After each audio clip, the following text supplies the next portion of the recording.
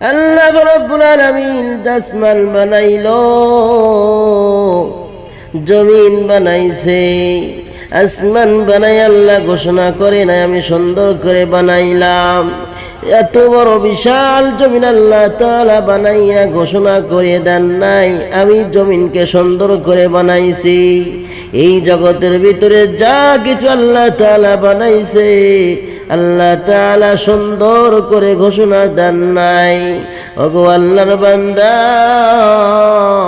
আল্লাহ তাআলা বান্দারে সৃষ্টি করিয়া আল্লাহ তাআলা 2-3 জায়গা নয়, আল্লাহ তাআলা 4 বার কসম খেয়ে বলেছে, ও বান্দা আমি তোমাকে যত সুন্দর করে বানাইছি এত সুন্দর করে আমি দুনিয়াতে আর কোনো মাখলুক বানাই নাই।